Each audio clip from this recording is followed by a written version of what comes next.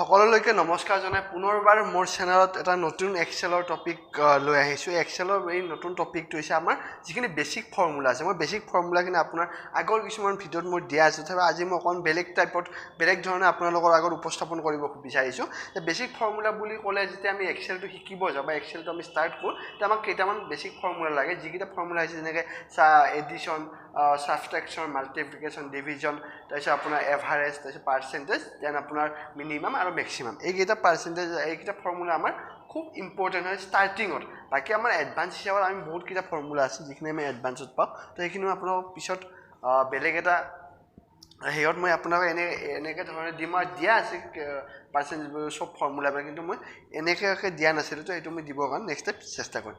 তো ইয়াতে চাব যে এডিশ্যন মানে হৈছে কি আমাৰ প্লাছ যোগ কৰা।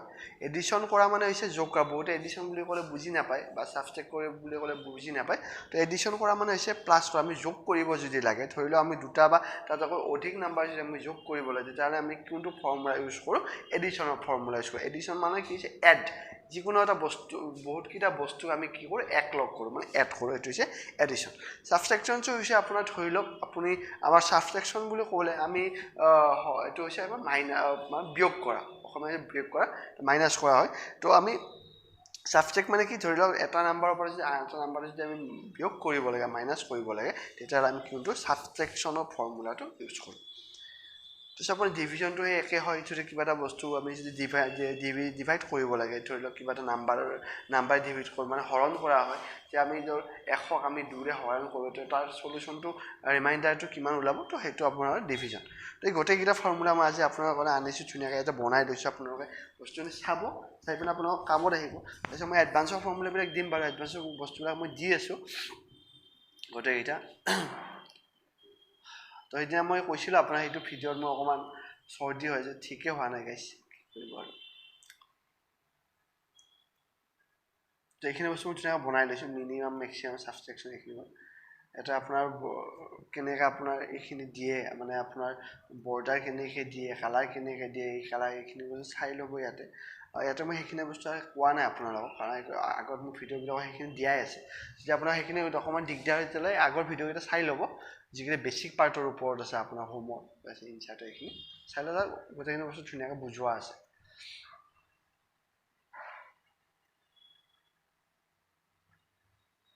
ডিভিজন, হৰণ কৰা, ধুনীয়াকৈ মিলাই লৈছোঁ। মই আগতে ছেটিংখিনি কৰি লৈছোঁ, তাৰপিছত মই আপোনালোকক দেখাম। বস্তুখিনি মানে চব বস্তু এটা ডিচিপ্লিন থাকিলে ভাল। ডিচিপ্লিন হ'লে বা বস্তুখিনি ডিচিপ্লিনত কৰিলে মানে যোনে চায় তেখেতসকলৰো ভাল লাগে, আৰু যোনে বনাইজনৰো ভাল লাগে। সেইকাৰণে অকণমান ডিচিপ্লিন কৰিব ট্ৰাই কৰোঁ বস্তুবিলাক, যাতে চাই ভাল লাগে বা বস্তুখিনি যাতে শিকি ভাল লাগে। তো ইয়াৰ পিছত নেক্সট মই আপোনালোকৰ কাৰণে এডভান্স ফৰ্মুলাখিনি আনিম এটা পাৰ্টত। দিয়া আছে এডভান্সখিনি, কিন্তু মই এনেকুৱা ধৰণে দিয়া নাছিলোঁ। তো সেইটো নেক্সট এটা বেলেগ প্ৰচেছ দি থাকিম আৰু এনেকৈ ভিডিঅ'খিনি। আচলতে মোৰ সময়ৰ দিগদাৰ, আপোনালোকক মই আগত কৈছোঁৱেই। তো সময়ৰ কাৰণে মই বস্তুবিলাক কৰোঁতে অকণমান দিগদাৰ হয়। মানে মোৰ অফিচৰ কাম বা কিবা এনেকুৱা ধৰণৰ পাৰ্চনেল কামৰ কাৰণে এইটোত মই ইউটিউবটো সময় দিব পৰা নাই আচলতে। তথাপিও আৰু মোৰ ভিউৱাৰ্ছখিনি, যিখিনি ভিউৱাৰ্ছে মোৰ ৰেগুলাৰ বস্তু এটা দিলে চায়, তো তেওঁলোকৰ কাৰণে মই বস্তুখিনি বনাব খুব ইচ্ছা যায় বাৰু। আৰু নতুন নতুন বস্তু এটা দিলে আপোনাৰ ছাবস্ক্ৰাইবাৰো হয়। ৰিচেণ্টলি মোৰ বহুতকেইজন ছাবস্ক্ৰাইবাৰ হৈছে। ছাবস্ক্ৰাইবাৰ যিহেতু হৈছে, ভাল লাগিছে আৰু মানে কিবা এটা পাইছে আৰু মোৰ ভিডিঅ'ৰ পৰা, যাৰ কাৰণে মোক ছাবস্ক্ৰাইব কৰিছে চেনেলটো। কোনোবাই আৰু আনছাবস্ক্ৰাইবো কৰিছে বাৰু। এতিয়া কিয় আনছাবস্ক্ৰাইব কৰিছে নাজানো আৰু।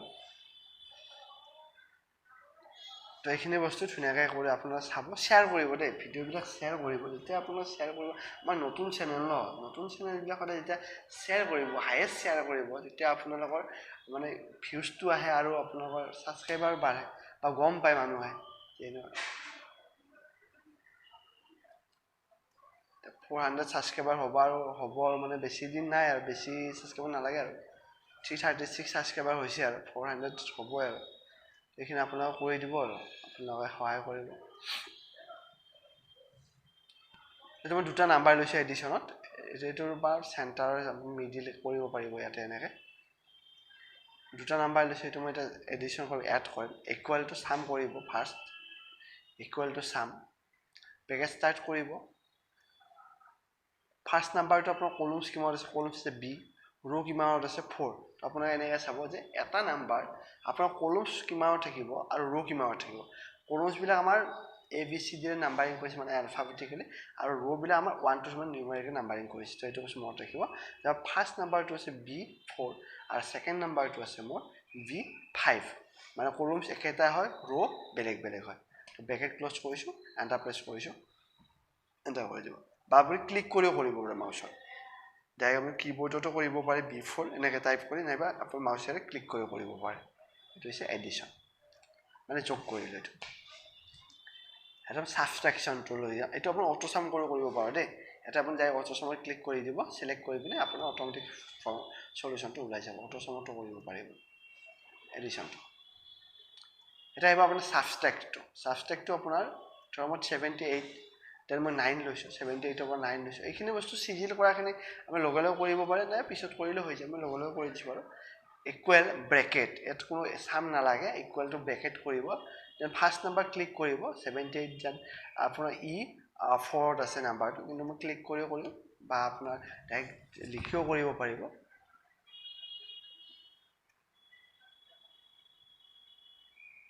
E4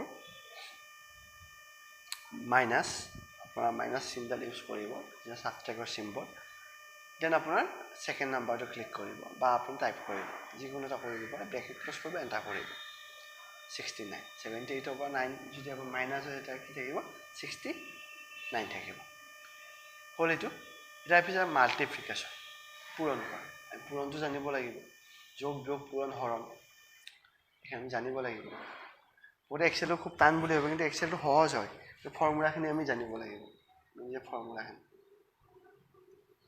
equal to bracket first number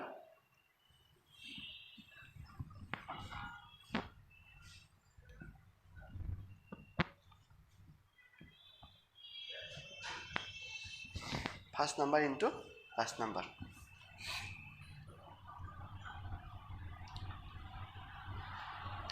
division to ulam 45 আমি 3 ৰে হৰণ কৰিম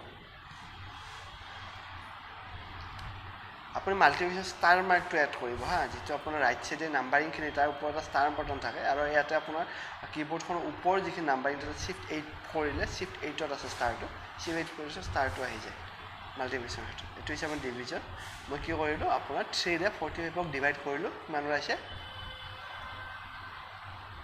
15 ওলাইছে তো মই এভাৰেজটো উলাম দুটা নাম্বাৰ আমি যদি এভাৰ বা দুটা বা তাতকৈ অধিক যি নাম্বাৰৰ আমি এভাৰেজ উলাম এভাৰেজ মানে কি ধৰি লওক আপোনাৰ 20 আৰু 25 20 আৰু 25 যদি এভাৰেজ উলাব লাগে এটা কি হ'ব 5 টোৰ আধা হৈ যাব মানে আপোনাৰ 22.5 কে হ'ব 22.5 ঠিক এনেকৈ ইয়াতে 45 আৰু 35 ৰাখিছোঁ 35 আৰু 45 ৰ এভাৰেজ কিমান হ'ব 40 হ'ব মানে 40 পৰা 5 to 35 ৰ যোগ হৈ যাব মানে এইটো কি হ'ব 40 হ'ব ইকুৱেল ব্ৰেকেট এভাৰেজটো ডাইৰেক্ট ইয়াতে ক্লিক কৰি কৰিব সিলেক্ট কৰিব ইয়াতে ক্লিক কৰিব এভাৰেজ ক্লিক কৰি আহিব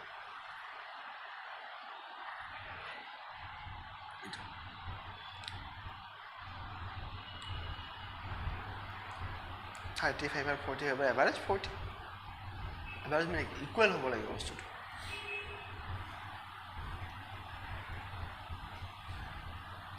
মিনিমাম মই দুটা নাম্বাৰ ৰাখিম এই নাম্বাৰ সৰি ম্যাক্সিমাম দুটা নাম্বাৰ ৰাখিম 78 আৰু 54 ৰ ম্যাক্সিমাম কিমান হয় এইটো ওলাব লাগিলে ইকুৱেল টু ম্যাক্স লিখিব equal to max bracket start কৰিব first number is to last number first নাম্বাৰটো কিমানত আছে G10 ত দেন লাষ্ট ইজ টু কৰিব দেন লাষ্ট নাম্বাৰটো আছে এইটো G11 ডাইৰেক্ট প্লাছ এন্টাৰ 78 নাইবা আপুনি কি কৰিব পাৰে ডাইৰেক্ট ইয়াতে গৈ পিনে আপুনি কৰিব পাৰে যদি আপুনি ফৰ্মুলা ইউজ নকৰে শৰ্টকাটো আছে ইয়াতে এটা ক্লিক কৰিব ম্যাক্সত ক্লিক কৰিলে আহি যাব এন্টাৰ হৈ যাব আকৌ লিখাৰ দৰকাৰ নাই ডাইৰেক্ট ম্যাক্সত ক্লিক কৰিলে অটোমেটিক্যালি আহি যাব মিনিমামটো হৈছে minimum equal to MIN bracket star first number then last number তো মিনিমামৰ দুটা নাম্বাৰ এটা পুট কৰি লৈছোঁ মই 12 আৰু আপোনাৰ 7 ইকুৱেল টু MIN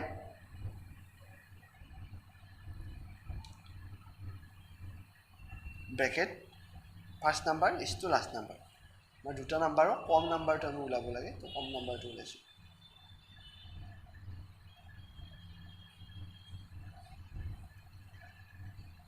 ইয়াতে আপুনি কৰিব পাৰে ডাইৰেক্টলি MIN কৰি দিলে হৈ যাব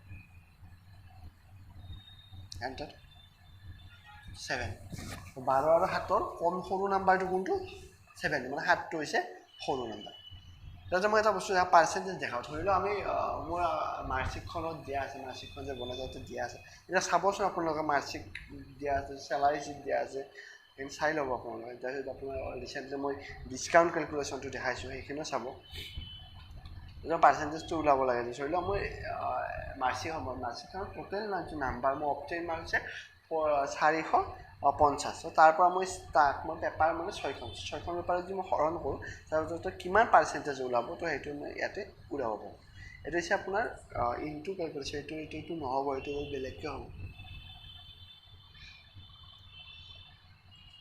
ইকুৱেল ব্ৰেকেট কৰিব নাম্বাৰটো ডিভাইড বাই 6 মানে যিটো আপোনাৰ অপটেইন মাৰ্কৰ পেপাৰে ডিভাইড কৰি দিলে আপোনাৰ কি হৈ যায় পাৰ্চেণ্টেজটো ওলাই যায় তো মই পাৰ্চেণ্টেজ কিমান হ'ল 75 তো ইয়াত যদি আপোনাৰ ধৰক 75 হয়নে নহয় নে কনফিউজন এটা হয় কাৰণ পাৰ্চেণ্টেজ আমাৰ প্ৰায় ডেচিমেল ভেলু থাকে পইণ্টৰ পিছৰ যিটো মাৰ্ক থাকে যিটো পজিশ্যন এইটো কি হয় ডেচিমেল ভেলু বুলি কয় তো এইবাৰ মই অকণমান 78 কৰি দিছোঁ 478/6 কৰি দিছোঁ তো 79.6 মানে ডেচিমেল ভেলু আপোনাৰ ওলাইছে তো increase the decimal value decrease the decimal ভেলুটো মোৰ দিয়া আছে এইটো আপোনাৰ আগৰ ভিডিঅ'খিনি চাই ল'ব তাত পাই যাব পাৰ্চেণ্টেজটো কৰিলোঁ মই এটা কালাৰ এইখিনি মই বনাই দিছোঁ তো এটা addition subtraction multiplication division average minimum maximum আৰু আপোনাৰ পাৰ্চেণ্টেজ মেক্সিমাম মিনিমাম পাৰ্চেণ্টেজ এইখিনি গোটেইখিনি ফৰ্মুলা যিখিনি বেছিক ফৰ্মুলা হয় তো এইখিনি মই আজি আপোনালোকক প্ৰভাইড কৰি এইখিনি আপোনালোকক দেখালোঁ আপোনালোকৰ যদি কম্পিউটাৰ আছে আপোনাৰ কম্পিউটাৰ এবাৰ প্ৰেক্টিছ কৰি ল'ব যদি কম্পিউটাৰ নাই আপোনালোকে যদি কম্পিউটাৰ ক্লাছ কৰে তো ক্লাছত আপোনালোকে এই বস্তুখিনি প্ৰেক্টিছ কৰি ল'ব আপুনি ফৰ্মুলাখিনি আপোনালোকে নোট ডাউন কৰি ল'ব কাৰণ এই ফৰ্মুলাখিনি আফটাৰ আপোনাৰ যিখিনি আপোনাৰ ধৰি লওক যিখিনি আপুনি ভাবি আছে আপোনাৰ স্কিল হওক বা আপোনাৰ কিবা ইণ্টাৰভিউ হওক বা আপোনাৰ যিকোনো এটা প্ৰগ্ৰামৰ ক্ষেত্ৰত যে আপোনাৰ শিকিম বুলি এইখিনি খুবেই দৰকাৰী হ'ব যদি ভিডিঅ'টো ভাল হৈছে লাইক